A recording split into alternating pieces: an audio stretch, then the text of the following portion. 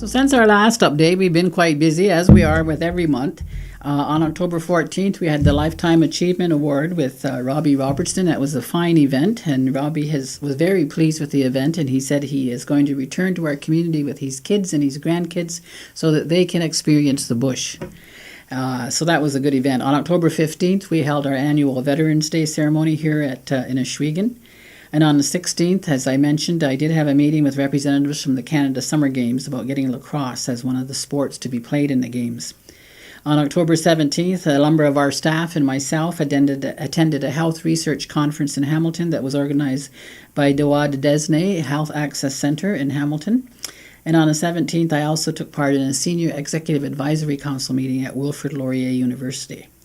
On October 18th and 19th, Councillors Carl Hill and Charlie Wayne Martin and I attended the Iroquois Caucus meeting in Ottawa. And on the 20th of October, our early childhood workers traveled to Windsor to take part in the annual Early Learners Conference. And that was an awards event, and congratulations go out to the Bicentennial Daycare on winning the Centre of Excellence, and for Charlena Stiers on being chosen as the Children's Champion.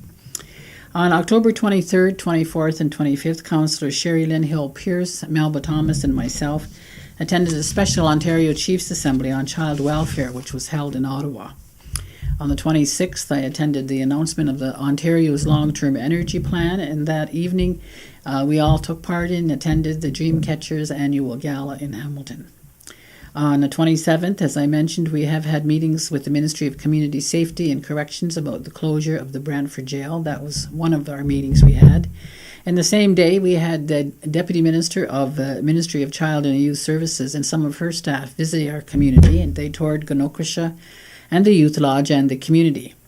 And at the end of the same day, Commissioner Michelle Odette, who is with the Missing and Murdered Indigenous Women's Inquiry, visited with families at Six Nations to talk about the role of the inquiry and some of its future work. On the 31st, I, along with some of the staff, met with the CEO of the Independent Electricity Support Organization in Toronto. He is newly appointed and wanted to meet with us.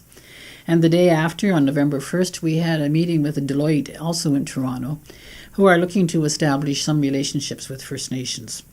The same day, I attended a political confederacy meeting at the Chiefs of Ontario office in Toronto.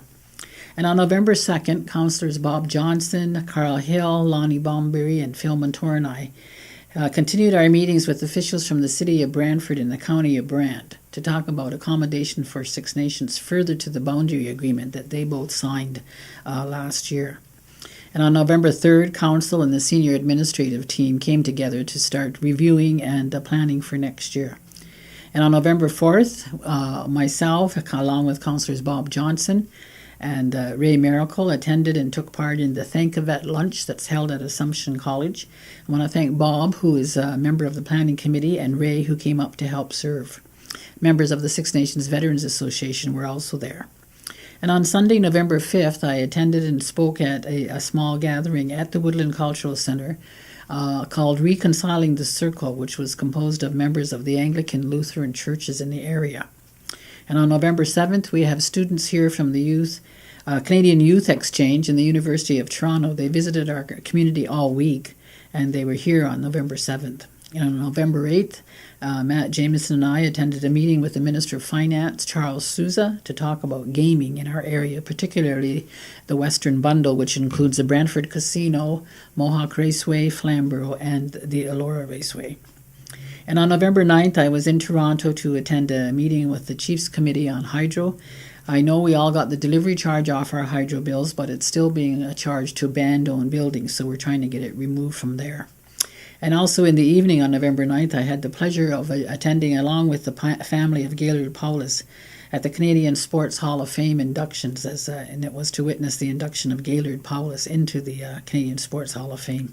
They also presented the Tom Longboat Awards at that event.